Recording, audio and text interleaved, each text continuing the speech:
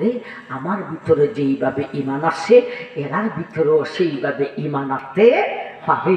যদি তাই হয়ে থাকে তাইলে তো আমি একা একই নই, আমরা 6 জনে একটা দল হইয়া যাইব। কিন্তু যদি এখানে বৈশা রয়েছে ঈমান নাই না অন্য কারণে, আর আমি যদি প্রকাশ করি আমি ঈমান আনছি তোমরাও ঈমান আনছো, আর যদি নাই না থাকে তাইলে আমার খবর আছে। ঠিক না? ঠিক। রাষ্ট্রীয় আইন হলো, রাষ্ট্রীয় ধর্ম হলো দেবতা পূজা। মুসলমানের রাষ্ট্রে আমার ভাই রাষ্ট্রীয় ধর্ম কি দেবতা পূজা হয় না ইসলাম ধর্ম হয়? এটা নিয়ে এত মাথা ব্যথা কেন? টাক পড়া, এটা মুসলমানের দেশ, এই দেশের রাষ্ট্রীয় ধর্ম হ্যাঁ দেবতা পূজা হবে না ইসলাম হবে? ইসলাম হবে। ঠিক মতো ছিল। আমরা তোমাদের বিরোধিতা করতে চাই না, আমি আলোচনায় এগুলি বেশি বলতেও চাই না, বিরোধিতা করতে চাই না। আমরা তোমার পক্ষে, আমরা কার পক্ষে যাইব? বালাকে কার মধ্যে নাস্তিক নাই? কথাটা ঠিক না? ঠিক। দেশটা সুন্দর করে চালাও, আমাদের মনের জ্বালাটা মিঠাও। আমরা কিন্তু গদি চাই না, আমরা গদিতে বসতে চাই না, আমরা চাই ইমাম আর ইসলাম। আমাদের কাজগুলি করো, আমাদের দাবিগুলি ফাঁস করো, জালিমের বিচার করো। আল্লাহু আকবার। এখন আমেরিকা চিন্তা করলেন কি করা যায়। রাষ্ট্রীয় ধর্ম হলো দেবতা পূজা, আবার রাষ্ট্রের পক্ষ থেকে আইন হলো আমাদের দেশের কোনো ব্যক্তি যদি রাষ্ট্রীয় ধর্ম দেবতা পূজাকে ত্যাগ করে ইসলাম ধর্ম গ্রহণ করে তাহলে তাকে ফাঁসি দিতে হবে, রজম নামক ফাঁসি। রজম নামক ফাঁসি কি? গর্ত খুদে কোমর পর্যন্ত গর্তেতে দাবানোর পরে এরপরে পাথর দিয়া আর মাটি দিয়া শক্ত করবে যাতে করে এই গর্ত থেকে উঠতে পারে না। এরপরে পাথরের ডিল দিবে চতুর্দিক থেকে, ডিল চলবে কতক্ষণ? তার মরণ না হইল যতক্ষণ। এই জাতের শাস্তি হবে যদি কেউ দেবতা পূজা কে ত্যাগ করে ইসলাম ধর্ম গ্রহণ করে। এই দেশে ইসলামকে গ্রহণ করে প্রকাশ করার সাহস আছে? সব প্রকাশ করার সাহস নাই। এজন্য 6 জনে ঈমান গ্রহণ করে নীরবে নিস্তব্ধে ক্ষুদাঙ্গনের পার্শ্বে সেই গাছের ছায়ার তলে বসে বসে আমেরিকা চিন্তা করলেন যদি এই 5 জন আমার মতো ঈমান আইনা থাকে তাহলে তো আমি একা নই, বরঞ্চ 6 জনে একটা জোট হলে একটা শক্তি হবে। এখন আমি যদি বলি প্রকাশ করি আমি ঈমান আনছি, আর ওরা যদি ঈমান নাই না থাকে, বিভিন্ন কারণে ঈদ পালন করে না, ঈদের আনন্দ চেহারায় বোঝা যায় না, এটার অন্য কারণ তো হইতে পারে। ঠিক না? ঠিক। দেখবে দেখো এক ছেলে তার মার যায়, মা আমি বছর ঈদের নামাজে যাইব না। বাবা যে সদাই করছে আমার জন্য, আমি এগুলি বুঝে পড়ছে না, আমি ঈদের নামাজে যাব না। ঈদে পালন করবে না, ঈদের খুশিও তার চেহারায় থাকতেছে না। কিসের কারণে? বাবা যে সদাই করছে তার বুঝে পড়ছে না। এইগুলি কারণ তো এই 5 জনের হইতে পারে বা ইমানও আনতে পারে। সুতরাং আমেরিকা খুবই বুদ্ধিমান ব্যক্তি, এলিমের সাথে হেকমতের প্রয়োজন। 1 মন এলিমের জন্য 9 মন হেকমত লাগে। হেকমত না থাকলে ওই আমরা আগাইতে জানি কিন্তু দপ করে পড়তে জানি। আমাদের মধ্যে অভাব হইল হেকমতের, আমাদের অভাব হইল হেকমতের। কথাটা বোঝাইছে নি? নাইছে না? আমরা ছিলাম গাছের মধ্যখানে, আমরা ফাল দিয়া উঠে গেছি গাছের আগায়, আর দইরা রাখতে পারি নাই, সিঁড়া হয়ে গেছি গা। এর কারণটা কি? আমাদের এলিম ঠিকই আছে কিন্তু হেকমত আমাদের মধ্যে নেই। হেকমতের দরকার। শুধু এলিম নিয়ে পয়সা চাইতো না, এলিমের সাথে হেকমতকে হাসিল করো। ঠিক না? ঠিক। আমার ভাই আমেরিকা প্রধানমন্ত্রীর ছেলে, তিনি মনে মনে চিন্তা করলেন আমি আমার পার্শ্ববর্তী ভাইকে এমন কিছু কথা জিজ্ঞাসা করব যেই কথায় আমার অবস্থা সে বুঝতে পারে না, কিন্তু তার অবস্থা আমি কিছুটা বুঝা নিতে পারি। এটার একটা হেকমত। তিনি তার পার্শ্ববর্তী একজনকে বললেন, মিয়া ভাই কি এখানে বসে আছেন কেন? আজকে তো ঈদের দিন, আপনি ঈদের কাজ করেন না কেন? দেবতা পূজা করেন না কেন? আর ঈদের দিনে ঈদের আনন্দ আপনার চেহারায় দেখা যায় না কেন? আপনার মনটা ক্ষুণ্ণ কেন? যদি অন্য কোনো কারণে হইতো লোকটায় বইলে হলাইতো আমাকে সদাই দিছে না, আমার ইচ্ছা করতে দিছে না, এইগুলি না বলে 2 নম্বর লোকটা বলে, ভাই আমাকে বলতেছেন, আমি তো আপনারও একই অবস্থা দেখতেছি। বুঝাইছে না আইছে না কিছুটা? বুঝাইছে। এখন তিনি তার কানে কানে বলেন, এ মিয়াম, কে আকাশ সৃষ্টি করিল, কে জমিন সৃষ্টি করিল, কে পাহাড় সৃষ্টি করিল, কে চন্দ্র সূর্যকে তাদের কক্ষপথে শূন্য স্থানে দৌড়াইল, এইগুলি যেই জাতে করেছেন সেই জাতেই আমাদেরকে সৃষ্টি করেছেন। নিজের হাতে মাটি দ্বারা দেবতা তৈরি করে নাক আর কপাল মাটিতে লাগাইয়া সজিদা করে সব মানুষ যদি দিলাম তাইলে গঙ্গা পূজা করে আবার কেন অপমান করলাম? এইগুলি কিছুই বুঝি না। আমার ভাই 2 নম্বর লোকের চক্ষু দিয়া জোর জোর জোর জোর পানি পড়তেছে। 1 নম্বর লোকের ইয়ামলিকার বাসন যখন শেষ হয়েছে, 2 নম্বর লোকটাই ও মিয়া বাইরে যেমন ভাবে তোমার ভিতরে ইমানের মতো দৌলত আছে, আমার ভিতরে ওই ইমানের মতো দৌলত আছে রে। ও আমার ভাই, আমি মনে মনে ভাবছিলাম এই দেশে আমি একা একজন, এতক্ষণে পাইলাম রে প্রাণের সাথী আরেকজন। এখন বলেন ইমানদারের সংখ্যা হইল কত? 2 জনে মিলে গেল 3 নম্বরের কাছে। আমার ভাই একই উত্তর, ইমানদারের সংখ্যা হইল কত? 3। 3 জনে মিলে গেল 4 নম্বরের কাছে, একই উত্তর, ইমানদারের সংখ্যা হইল কত? 4। 4 জনে মিলে গেল 5 নম্বরের কাছে, একই উত্তর, ইমানদারের সংখ্যা হইল কত? 5। 5 জন মিলে গেল 6 নম্বরের কাছে, একই উত্তর। 6 নম্বর লোকটার চোখের পানি জোর জোর করে সারে আর কাঁদে আর বলে,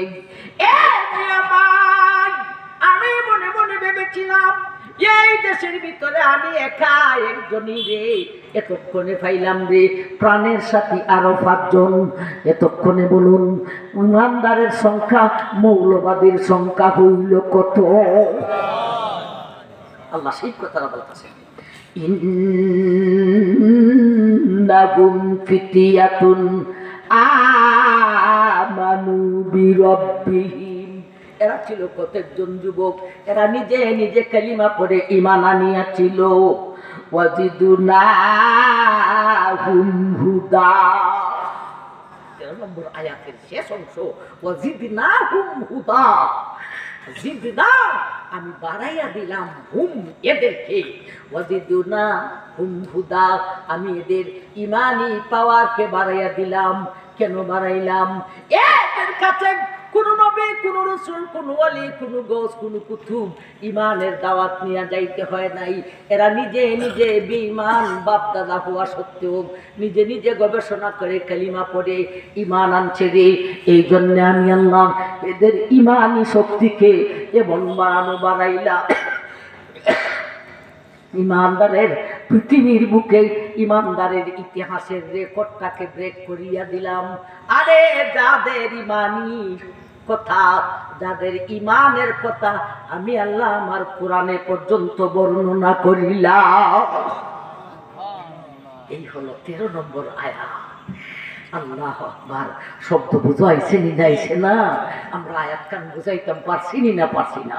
আল্লাহ সেই কথাটা বলেন, নাহনু নাকুসু আলাইকা নাবাআহুম বিল হক। নাহনু নাকুসু আলাইকা নাবাআহুম বিল হক। আমি আল্লাহ এই যুবকদের ইতিহাস, আসহাবে কাহাফ গুহাবাসীর ঘটনা সত্য সত্য বর্ণনা করতেছি। কি ঘটনা? ইন্নাহুম ফিতিয়াতুন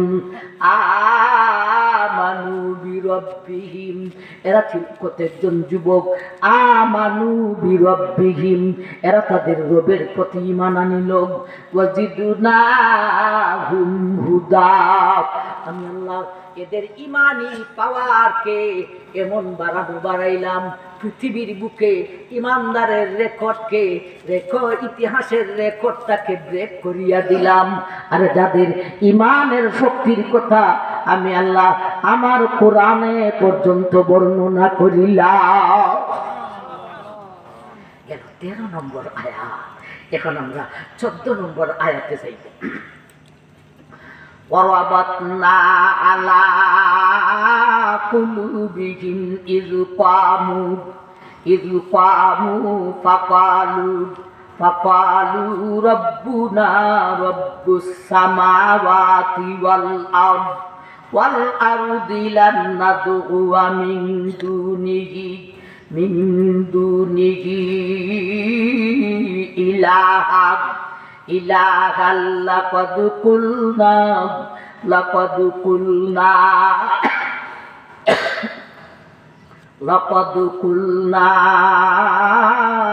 ইযান সাতাতা। এই 2 নম্বর আয়াতটা বুঝতে হলে আমাদেরকে কিছু কথা বুঝতে হবে। কি কথা আমার ভাই, সংক্ষেপে কথা বলার চেষ্টা করতেছি, তথাপিও লম্বা হয়ে যায়। সেই আফসুস দেশের পার্শ্ববর্তী দেশ ছিল ফারস্য দেশ। তখনকার সময়ে সারা বিশ্বের মধ্যে সেই ফারস্য দেশটা ছিল পরাশক্তি আমার ভাই। আর আফসুসটা ছিল একেবারে দুর্বল, কিন্তু দুর্বল হলেও তার মধ্যে একটা জিনিস ছিল বড় সবল, সেইটা হলো আর্থিক অবস্থা, অর্থনৈতিক অবস্থা। সারা বিশ্বের মধ্যে সবচাইতে সবল ছিল আফসুসের। যেমন বর্তমানে আমাদের বিশ্বে সবচাইতে বড় আর্থিক সচ্ছলতা আমার ভাইজান, অর্থনৈতিকের উন্নতি সবচাইতে বেশি হলো কোন দেশে? কুয়েত। কোন দেশে? এটা কি বেঈমানের দেশ না মুসলমানের দেশ? এখনো অর্থের শক্তি আল্লাহ মুসলমানের হাতে দিয়ে রাখছেন। একবার বলুন সুবহানাল্লাহ। এখনো অর্থের শক্তি মুসলমানের হাতে, কিন্তু মুসলমান সেই অর্থকে ভাইয়া আইয়াস হয়ে গেছে। মনে খালি সুখ চায়, কিভাবে বেদি হইতো, কিভাবে নারী হইতো, কিভাবে সুন্দরভাবে থাকতো, কিভাবে সুখ করতো। ওদের মনে শুধু সুখ আর সুখ চায় আমার ভাইজান। আর পারস্য দেশটা হলো বর্তমানের আমেরিকার মতো। আমেরিকায় 2টা জিনিস আছে, জনবল আছে, অস্ত্রের বল আছে, দনের বল নাই। দনের বল আমেরিকাতে ছিল না। সারা বিশ্ব থেকে আমার ভাইজান কারাকারি করে, সারা বিশ্ব থেকে ছিনতাই করে, সারা বিশ্ব থেকে দামদানি করে ওরা অর্থ নিয়ে ওরা ধনবান হয়েছে। এমনকি আমাদের গরিব দেশ বাংলাদেশ পর্যন্ত ছাড়ে দেয়। এখানে এসে বিভিন্ন প্রতিষ্ঠান খুলছে, আশাবাগ গ্রামীণ ব্যাংক। গরিব গরিব মহিলাদের কাপড়ের কোনার গিরার ভিতরে টাকা থাকে, সেই টাকাগুলি কুইয়া আমেরিকার ফকিন্নির ফুলাফান ধনী হইতে চায় আমার ভাইজান। তখনও আফসুসে জনবল ছিল না, অস্ত্রের বল ছিল না, অর্থের বল ছিল। আর পারস্য দেশে অর্থের বল ছিল না, জনবল ছিল, অর্থের বল ছিল। এজন্যে আফসুসের রাষ্ট্রপ্রধান, তার নাম হইল দেকিয়ানুস। হে বড় জালিম, মারাত্মক জালিম, তখনকার সময়ে সবচাইতে বড় জালিম দেকিয়ানুস। হে লাল স্বপ্ন হলো আফসুসটাকে দখল করবে। আফসুসটাকে দখল করার উদ্দেশ্য হলো 2টা। একটা হলো আফসুসটাকে দখল করতে পারলে আমার অর্থনৈতিক অবস্থা যে দুর্বল, এটা আর দুর্বল থাকবে না। জনবলও আছে, অর্থের বলও আছে, কিন্তু জনবলও আছে, দনের বলও আছে, জনবলও আছে, অস্ত্রের বলও আছে, অর্থের বল নাই। অর্থের বলটা আমার সবল হয়ে যাবে। এর 2 নম্বরে ওই দেশে নাকি 6 জন যুবক এরা বিলে ইল্লাল্লাহ বলে, ওরা ঈমান আনছে। সেই দেশের রাষ্ট্রপ্রধান এদের প্রতি কোনো কমান জারি করে না। আমি দেশটাকে দখল করতে পারলে বেটা 6 জনকে মজা দেখাবে আমার ভাইজান। এই 6 জনে ঈমান আনছে, এরা লুকাইয়া ইবাদত বন্দেগী শুরু করছে। কয়েক বছর পর্যন্ত লুকাইয়া ইবাদত বন্দেগী করছে। এরপরে আস্তে আস্তে প্রকাশ হয়ে গেছে, এক ঘর থেকে প্রকাশ হয়ে গেছে। ছোট বাচ্চা, ছোট ভাই বোন রাতের বেলায় প্রস্রাবের বেগ হয়, উঠছে, ঘুম থেকে জাগ্রত হয়েছে, দেখে ভাইয়া মুসলমানের মতো নমাজ পড়ে। মানে কয়, মা গো, ভাইয়া তো মুসলমানের মতো এমন এমন করে গো মা। মা ও চৌকান্না হইয়া সেট করতে করতে সত্যি ধরা পড়ে গেছে।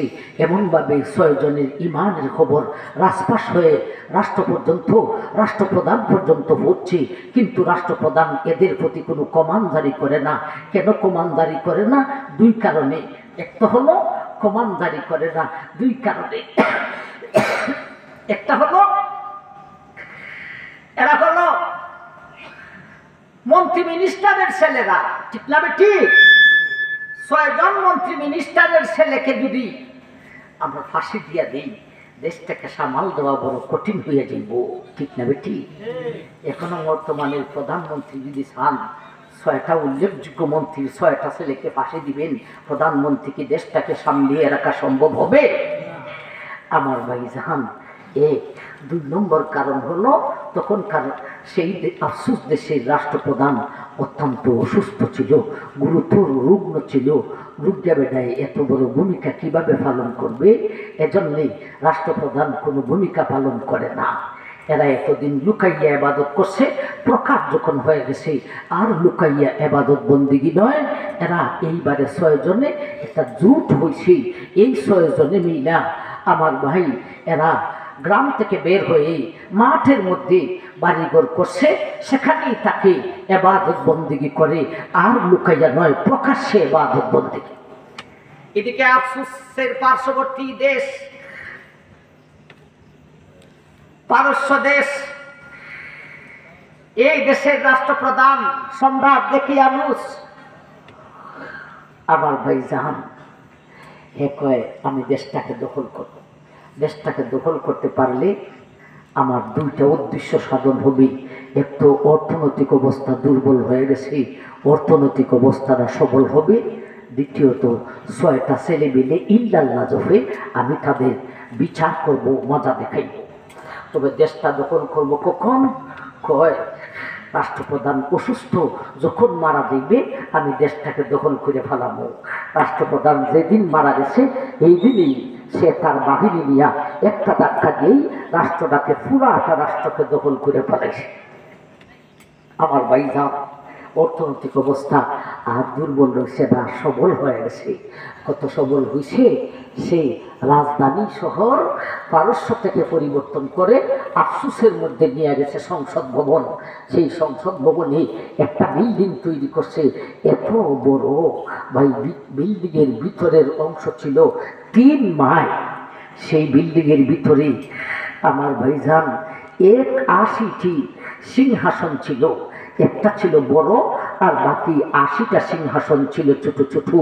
বড়টা ছিল মধ্যখানে, আর ডানে বামে 40টা করে ছোট ছোট সিংহাসন রাখতো। যখন সংসদ চলত সেই বড় সিংহাসনে রাষ্ট্রপ্রধান বসত, আর ডানে বামে ছোট ছোট 40টি করে 80টি সিংহাসনে কেউ বসত না।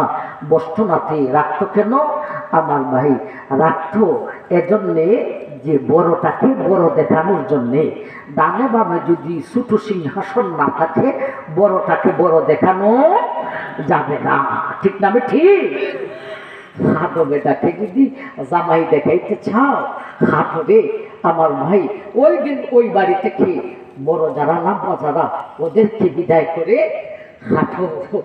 হাঁটো দামানের হাঁটো জামাই 2 সাইডে দিয়া 2টা বেটাকে রেখে দিবেন।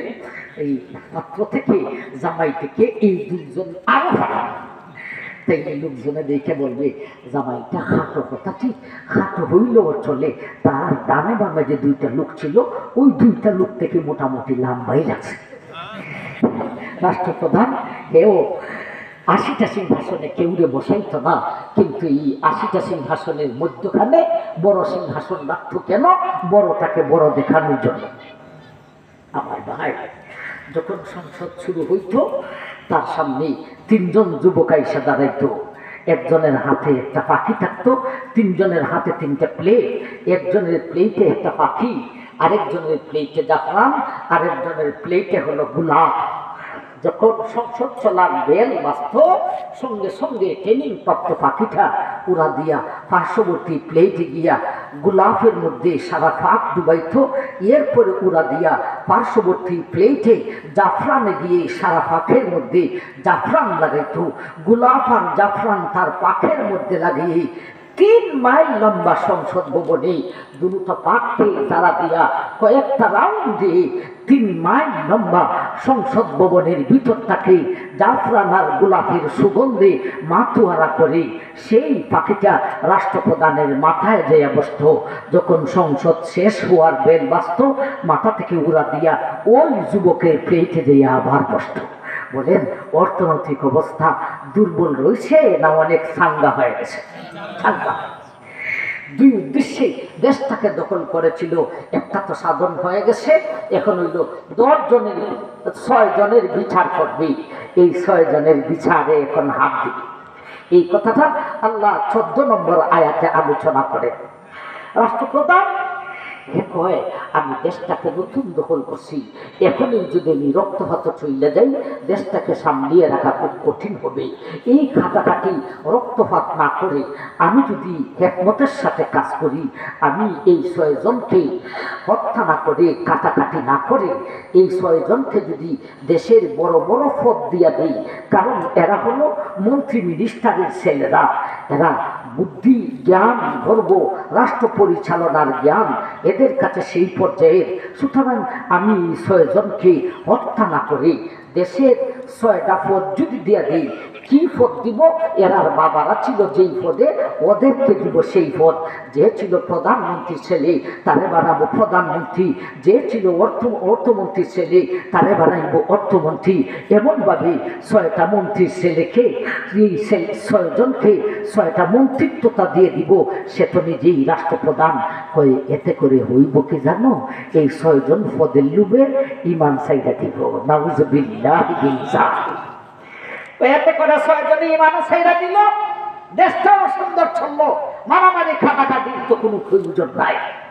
এটা ছিল বেঈমানের লক্ষ্য। পদের লুবে বেঈমান ইমানদারে ইমান সাইডা দে। আর এরা কেন? আমার তো মনে হয় যদি কেউ আপনার এলাকার নামাজ পড়ে না, রোজা রাখে না, সুদ খায়, চুরি করে, ডাকাতি করে, নাউজুবিল্লাহ মিন যালিক, ওরও যদি বলা হয় তুই এক কাজ কর, ইমান সাইডা দে, আমি তোরে এমপি বানাই দিব, হে বলবো তোর এমপি গিরিতে লাথি মারি, ইমান ছাড়া সম্ভব হবে না। এই 6 জনকে বড় বড় পদ দিল। এরা এখন আরো উন্নতি হয়েছে, এরা এখন মন্ত্রী মিনিস্টার হয়ে গেছে। কয়েক বছর লুকাইয়া এবাদত, এরপরে দেখাইয়া এবাদত। এখন এরা মন্ত্রীও আবার এবাদত। ঠিক আছে, আমার ভাইজান রাষ্ট্রপ্রধান খালি দেখে কয়, কি ব্যাপারটা বুঝলাম না, ওরা তো পদের লুবো ইমান ছাড়ে না। আমার ভাই, এরা বড় বড় মন্ত্রীও আবার এবাদত বন্দিও করে। আমার ভাই, হঠাৎ করে দেখা যায় যখন সংসদ শেষ হয়েছে, এরা 6 জন নামাজে দাঁড়িয়ে গেছে। আবার হঠাৎ করে দেখা যায় সংসদের এক কোনায় বসে 6 জন শুরু করছে, লা ইলাহা ইল্লাল্লাহ, লা ইলাহা ইল্লাল্লাহ, লা ইলাহা ইল্লাল্লাহ। ইল্লাল্লাহর জিকিরে সারা দেশটাকে মাতোয়ার করে তুলেছে। আমার ভাইরা, রাষ্ট্রপ্রধান কয়, ব্যাপারটা কি রে বুঝলাম না। এর ভিতরে রাষ্ট্রপ্রধান হে নিজে আবার খুদাই দাবি করেছে। এদিকেও খুদা, দেবতারও পূজা করতে হয়, সজিদা করতে হয়, তারও সজিদা করতে হয়। এখন এ নিজেও খুদাই দাবি করেছে। এইবারে দেশটা যখন তার পুরা কাবুতে আসে, এখন কয়, এখন আমি 6 জনের বিচার করতে পারি। এদেরকে পদের লুবে ইমান ছাড়ে নাই, মরণের ভয় যখন দেখাইব তখন তো ইমান ছাড়বে। মরণের ভয় দেখাইলে ইমান ছাড়িয়ে দিব। আলালে এলাম দেশের মধ্যে ঘোষণা করে দিল, এই 6 জনকে দেশের ওই মাঠের মধ্যে হাজির করো। দেশবাসী হাজির হইল। চতুর্দিকে বাহিনীরা নানা জাতির অস্ত্র নিয়া, অস্ত্রের জঞ্জনা আর এই 6 জন খালি হাতে এই 6 জনের উপর কমান জারি করলো, তোমরা পদের লুবো ইমান ছাড়ো না, এই মুহূর্তে তোমরা ইমান ছাড়তে হবে, এই মুহূর্তে দেবতা পূজা করতে হবে, আমাকেও সজিদা করতে হবে, আর না হয় জানো তোমাদেরকে এই মুহূর্তে রজম নামক ফাঁসি দিব। আমার ভাই, এই 6 জন সারা দেশের সমস্ত বাহিনী ওসের মধ্যখানে খালি হাতে এবং মরণ জীবনকে সামনে নিয়ে এই 6 জনে কোন উত্তরটা দিয়েছিলেন, তা হলো 14 নম্বর আয়াত। এই কথাগুলি না বললে 14 নম্বর আয়াত বোঝানো সম্ভব হবে? অরাবাতনা আলা কুলুবিহিম ইয কামু ফাকালু রাব্বুনা রাব্বুস সামাওয়াতি ওয়াল আরদি লাম নাদউয়া মিন দুনিহি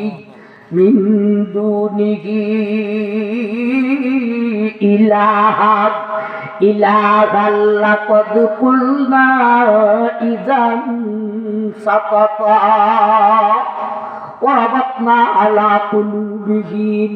আল্লাহ বলেন, আমি আল্লাহ এদের দিলটাকে বড় শক্তিশালী করে দিলাম, এদের ইমানটাকে বড় শক্তিশালী করে দিলাম।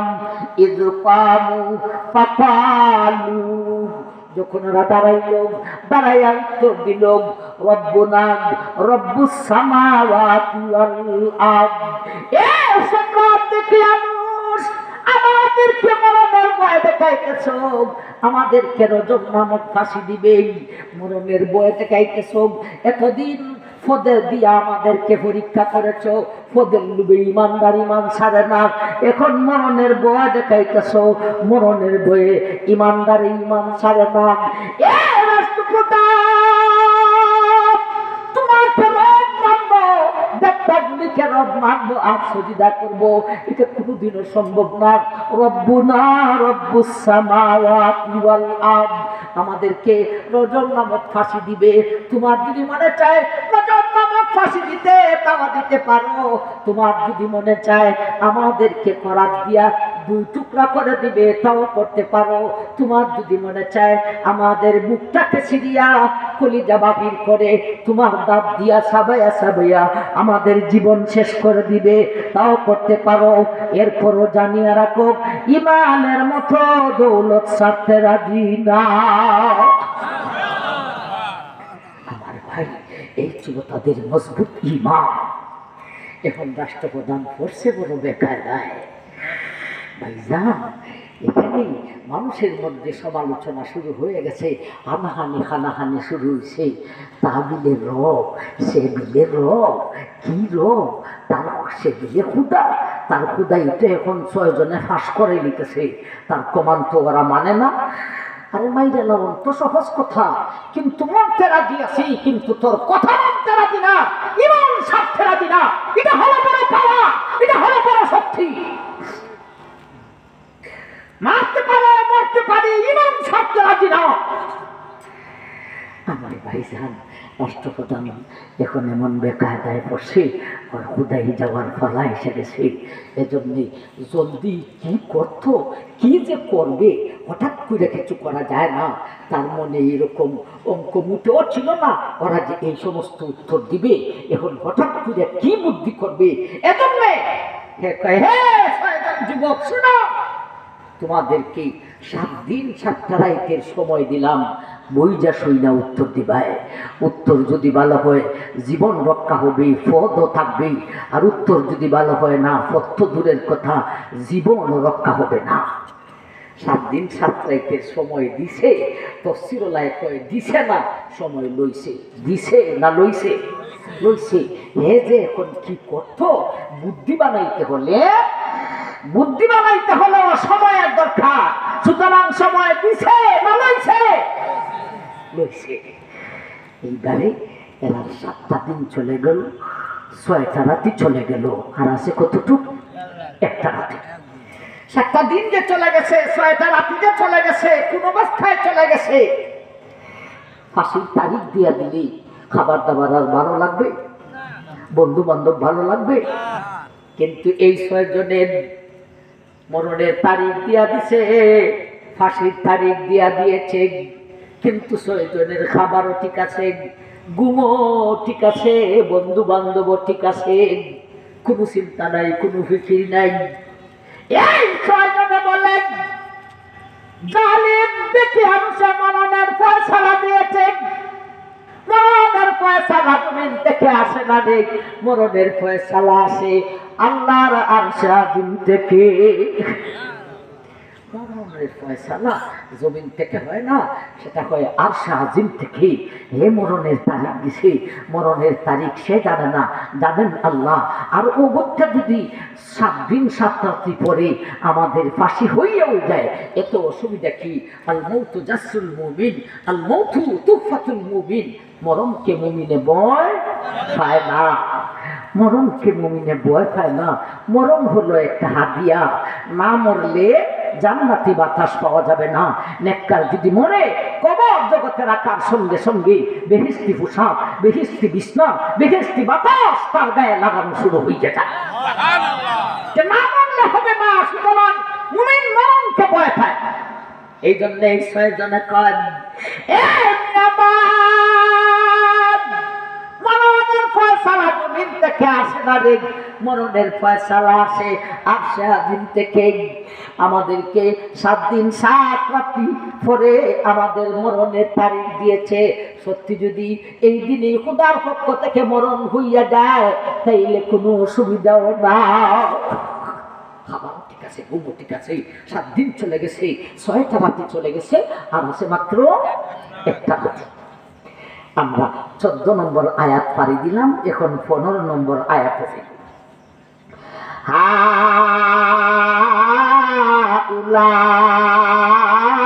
হাউলাই কওমুন আত্তাখাযু মিন দুনিহি আলিহা লাউলা ইয়াতুনা আলাইহিম বিসুলতানিন বায্যিদ ফামান আযলামু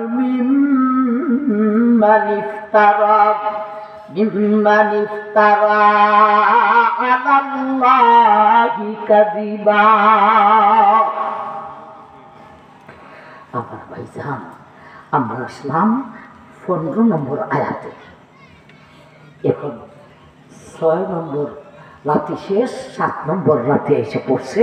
7টা দিন চলে গেছে, 6টা রাতি চলে গেছে, 7 নম্বর রাতি।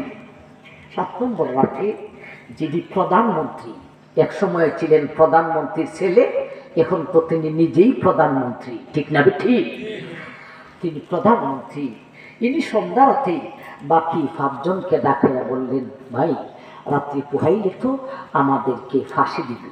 আচ্ছা ফাঁসি দিয়া যদি আমাদের মরণের ফয়সালা হয়ে থাকে তো হয়ে যাবে, কিন্তু আমরুহুম শুরা বাইনাহুম, এ ব্যাপারে আমাদের তো একটা পরামর্শের দরকার, আমরা তো একটা পরামর্শ করার দরকার। আমরা কি ফাঁসির কাছে যাইতাম নাকি কোনো কিছু করতাম, একটা পরামর্শ করি।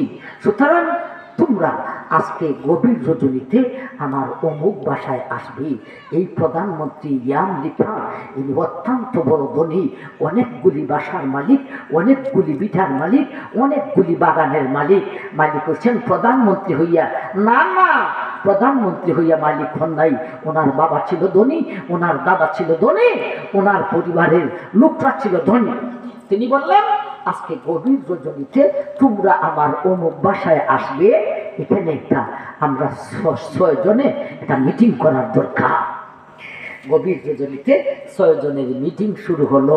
আমরা আসি 15 এবং 16 এই 2 আয়াতে এই 6 জনের মিটিং গভীর রজনীতে শুরু হইল। আপনারা কি কষ্ট হইতেছে? কয়টা হয়েছে?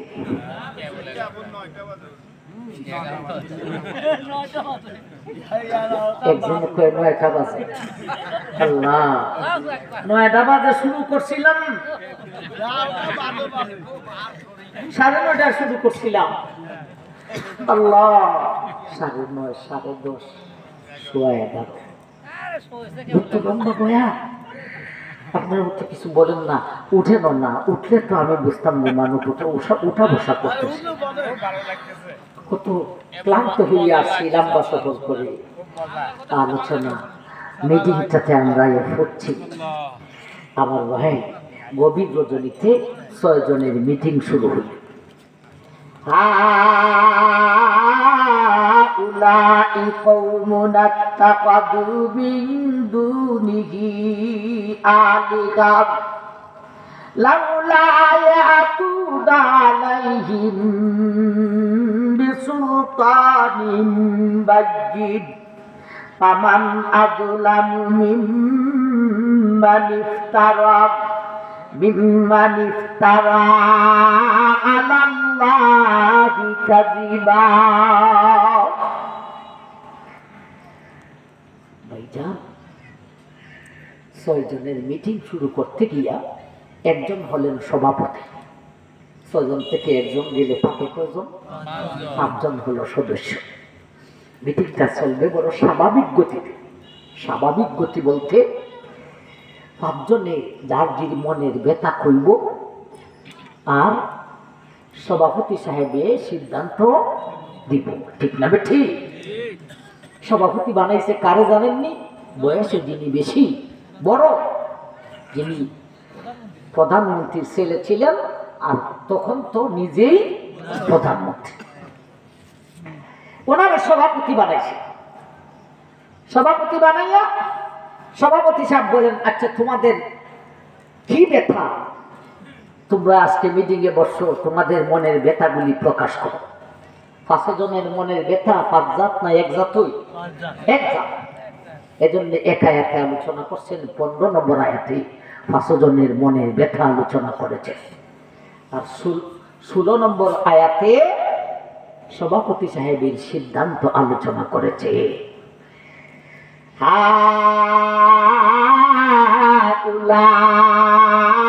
হাউলাই কওমুন আত্তাখাযু মিন দুনিহি আলিহাম। 5 জনের মনের ব্যথা করতেছে, সভাপতি সামনে শোনাইতেছে। হাউলাই কওমুন আত্তাখাযু মিন দুনিহি আলিহাম। কই আছি আমরা জানেন তো? 6 জনকে নিয়ে 7 নম্বর রাতে গভীর রজনীতে প্রধানমন্ত্রীর গোপনীয় বাসায় মিটিং শুরু হয়েছে। 5 জনে কয়, হাউলাই কওমুন আত্তাখাযু মিন দুনিহি আলিহাম। সভাপতি সাহেব লক্ষ্য করে শুনেন, দেশের ভিতরে 2টা দল হয়ে গেছে। একটা হলো সারা দেশের মানুষ, আর একটা হলো আমরা মাত্র 6 জন। দেশের ভিতরে কয়টা দল হয়েছে? 2টা দল। এক দলে সারা দেশ, আর এক দলে মাত্র 6 জন। কে কইতেছে? 5 জন। কে কইতেছে? 5 জন। হাউলাই কওমুন আত্তাখাযু মিন দুনিহি আলিহাম। ও সভাপতি সাহেব, দেশের ভিতরে 2টা দল হয়ে গেছে। এক দলে হলো সারা দেশ, আর এক দলে হলাম আমরা মাত্র 6 জন। এই সারা দেশের মানুষ বড় দলের দাবিটা কি জানেননি? হাউলাই সারা দেশের মানুষ, হাউলাই কওমুন আত্তাখাযু মিন দুনিহি আলিহাম। সারা দেশের মানুষ মিলাইয়া এক দল। এদের একটা দাবি হলো গায়রুল্লাহ। এদের দাবি হলো কি? গায়রুল্লাহ। এরা আমাদের খোদার সঙ্গে অন্যজনকে শরীক করে। হাউলাই কওমুন আত্তাখাযু মিন দুনিহি আলিহাম।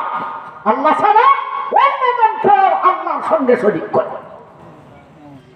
একেবারে কোটি কোটি খোদা, ঠিক না ঠিক? নাউযুবিল্লাহি মিন যালিক।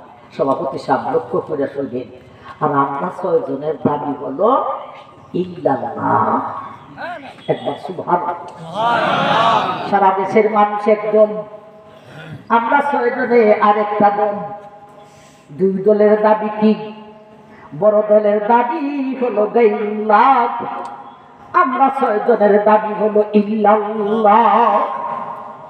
আমরা এক খোদা মানি। আমরা আল্লাহর সঙ্গে কাউকে শরীক করি না। এই হলো দুই দলের দুইটা দাম। লাউলা ইয়াতুনা আলাইহিম বিসুলতানিন বায়্যিন ফামান আযলামু মিম্মান ইফতারা আলাল্লাহি কাযিবা। সভাপতি সাহেব, এখন শুনেন, এরা দাবিটা হোক না আমরা দাবিটা হোক, এটা বোঝা যাবে কিভাবে? দলিলের মাধ্যমে। কিসের মাধ্যমে? দলিলের মাধ্যমে। আমরা দাবি হলো ইল্লাল্লাহ, এরার দাবি হলো গায়রুল্লাহ। দাবি হক্কার আর দাবি না হক্কার, এটা বোঝা যাবে দলিলের মাধ্যমে। দলিল, এরার কোন দলিল আসেনি। শুনলেন সভাপতি সাহেব, এরা 5 জনের কথা শেষ হয়েছে না। লাউলা ইয়াতুনা আলাইহিম বিসুলতানিন বায়্যিন। ও সভাপতি সাহেব, লক্ষ্য কইরা শুনেন, এরা দেশের মানুষ সব, এদের দলের মধ্যে মানুষ বড় বেশি, কিন্তু এদের দাবির পিছনে দলিল একটাও না। লাউলা ইয়াতুনা আলাইহিম বিসুলতান, সুলতান মানে দলিল, একটা দলিলও তাদের দাবির পিছনে না। এরা দল সংখ্যায় বেশি, কিন্তু এরা দাবি যে গায়রুল্লাহ, এই দাবির পিছনে কোনো দলিল আসেনি। এ পর্যন্ত কোনো হিন্দু বুদ্ধ এরার দেবতা যে, এরার পূজা যে শরীক করে যে, এর পিছনে কোনো দলিল এদের কাছে আছে? আজও পর্যন্ত কোনো দলিল এরার কাছে পাইবেন না। এরার কাছে কোনো দলিল নাই। অথচ আমরা দলিল আসেনি। সভাপতি সাহেব লক্ষ্য করে শুনেন, লাউলা ইয়াতুনা আলাইহিম বিসুলতানিন বায়্যিন। তাফসীরের কিতাবে এই অংশে লেখেন, ও সভাপতি সাহেব, এরা দাবির পিছনে কোনো দলিল নাই, অথচ আমাদের দাবির পিছনে দলিল আছে। আমরা যে বলি গায়রুল্লাহ হইতে পারে না, আল্লাহর সাথে কেউরে শরীক করা যাবে না, এক আল্লাহ, আমাদের দাবির পিছনে দলিল আছে। দলিল কথাটা জানেননি? সৃষ্টি জগৎ যতটা সৃষ্টি জগৎ আল্লাহ আছেন, আল্লাহ একজন, ততটা দলিল। সৃষ্টি জগৎ কতটা? লাউ কানাল বাহরু মিদাদাল লিকালিমাতি রাব্বি লানাফিদাল বাহরু ক্বাবলা আন তানফাদা কালিমাতু রাব্বি ওয়ালাউ জিনা বিমিসলিহি মাদাদা। ও দুনিয়ার মানুষ, সমস্ত নদী সাগরের পানি যদি কালি বানায়া দেওয়া হয়, আর ওই কালি দিয়া যদি সৃষ্টি জগতের নাম লিখতে থাকে রে, কালি শেষ হইয়া যাইব, সৃষ্টি জগতের লিখুনি শেষ হইতে পারে না। 5 জনে কি বুঝাইতে চায়? ও সভাপতি সাহেব, আমরা সংখ্যায় মাত্র 6 জন, কিন্তু আমাদের দাবি যে ইল্লাল্লাহ, এই দাবির পিছনে দলিল কতটা জানেননি? সমস্ত নদী সাগরের পানি যদি কালি বানায়া দেওয়া হয়, আর ওই কালি দিয়া যদি আমাদের দাবির পিছনে দলিল লেখা হয়, কালি শেষ হইতে পারে, আমাদের দলিলের লিখুনি শেষ হইতে পারে না। আমার ভাই, 5 জনের কথা এখনো শেষ হয়েছে না। এখন এরা বলে, সভাপতি সাহেব, এরার একটা দাবি আছে, আপনার একটা দাবি আছে, এরার দাবির পিছনে কোনো দলিল নেই, আমাদের দাবির পিছনে দলিল আছে। এখন দাবির পিছনে যে দলিল আছে, তাইলে এরা যে একটা দাবি করে গায়রুল্লাহ, এই দাবিটা কি সাব্যস্ত হইল? এটা অন্যায় একটা দাবি। অন্যায় দাবিটা কি? কোন পর্যায়ের অন্যায়? যদি অন্যায়টা হালকা লেভেলের হয়ে থাকে, নিম্ন স্তরের হয়ে থাকে, জীবন রক্ষা করতে গিয়া এদের দাবিটা গ্রহণ করে লিমু। কিন্তু অন্যায়টা যদি হাই লেভেলের হয়ে থাকে, জীবন রক্ষা করতে গিয়া সেই হাই লেভেলের অন্যায়কে গ্রহণ করা সম্ভব হবে না। সুতরাং এদের দাবি যে গায়রুল্লাহ, এটা কি সাধারণ অন্যায়, না মধ্য লেভেলের অন্যায়, না হাই লেভেলের অন্যায়? আল্লাহ বলেন, ফামান আযলামু মিম্মান ইফতারা আলাল্লাহি কাযিবা। ও দুনিয়ার মানুষ, আল্লাহর সঙ্গে যারা শরীক করে রে, শিরিক করে রে, ফামান আযলামু, এর চাইতে বড় জুলুম হতে পারে না। সুতরাং এদের দাবিটা হলো চরম পর্যায়ের অন্যায়। সুতরাং সভাপতি সাহেব সেই চরম পর্যায়ের অন্যায়কে গ্রহণ করতে গিয়া, আমরা জানকে রক্ষা করতে গিয়া চরম পর্যায়ের অন্যায়কে গ্রহণ করা সম্ভব হবে না। বলতে সভাপতি সাহেব মরতে রাজি আছি, কিন্তু আমাদের দাবি ছাড়তে রাজি না। ও সভাপতি সাহেব, যা সিদ্ধান্ত নেবেন সব মানতে রাজি আছি। যদি বলো রাত্রি পোহাইলে আমরা ফাঁসির কাস্টে ঝুলাইতাম, তাতেও রাজি আছি। যদি বলেন পথ ত্যাগ করিতে, তাও রাজি আছি। যদি বলেন দেশ ত্যাগ করিতে, তাও রাজি আছি। যা সিদ্ধান্ত নেবেন তা মানতে রাজি আছি, কিন্তু ইমানের মতো দৌলত ছাড়তে রাজি না। এই হলো 15 নম্বর আয়াত। মিটিং শেষ হয়েছে নি? খালি 5 জনের বক্তব্য শেষ হয়েছে। 5 জনের বক্তব্য দিয়া সভাপতিরে কি বুঝাইয়া দিয়েছে দেখছেন? কেমন কথা কইছে? আমরা 6 জন হইতে পারি, সংখ্যায় কম হতে পারি, কিন্তু আমাদের দাবির পিছনে দলিল অনেকগুলি, এরা কোন দলিল নাই। সুতরাং এবার দাবিটা অন্যায়, আবার এটা চরম পর্যায়ের অন্যায়। সুতরাং জান রক্ষা করতে গিয়া চরম পর্যায়ের অন্যায়কে গ্রহণ করা সম্ভব হবে না। সুতরাং সভাপতি সাহেব যা সিদ্ধান্ত নিবে মানতে রাজি আছি, কিন্তু ইমান ছাড়তে রাজি না। এখন আমরা 16 নম্বর আয়াতে যাইব। وَإِذِ اعْتَزَلْتُمُوهُمْ وَمَا يَعْبُدُونَ إِلَّا اللَّهَ فَأَوُوا إِلَى الْكَهْفِ يَنشُرْ لَكُمْ رَبُّكُمْ مِنْ رَحْمَتِهِ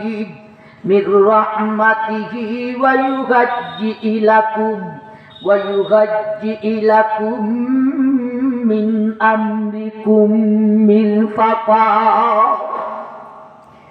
16 নম্বর আয়াত। কয়খান আয়াত শেষ হইল? 13, 14, 15, 3খান আয়াত শেষ হইল। আমরা 16তে আছি।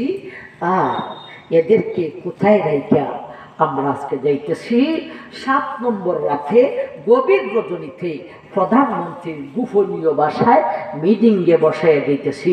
5 জনের বক্তব্য সভাপতি সাহেব শুনলেন। এখন সভাপতি সাহেব সিদ্ধান্ত দিবেন। কি সিদ্ধান্ত দিবেন? তা হবে 16 নম্বর আয়াত। আমরা আয়াতের দিক দিয়া 15 শেষ করছি, 16তে পড়ছি। কথার দিক দিয়া এই 6 জনকে 7 নম্বর রাতে গভীর রজনীর মিটিংয়ে বসাইয়াই যাইতেছি। আগামীকাল আমরা শুনবো সভাপতি সাহেব কি সিদ্ধান্ত নিলে। আজকে আর না আমার ভাই, প্রথম দিনে এত লম্বা বয়ান করছি। আল্লাহ তুমি আমরা সবাইকে কবুল করো, আমাদেরকে মঞ্জুর করো। আমাদের দেশে ইমান ও ইসলামকে তুমি রক্ষা করো। ইয়া আল্লাহ, এই এলাকাবাসীর তুমি কবুল করো। আমিন। ওয়া আখিরু দাওয়ানা আলহামদুলিল্লাহি রাব্বিল আলামিন।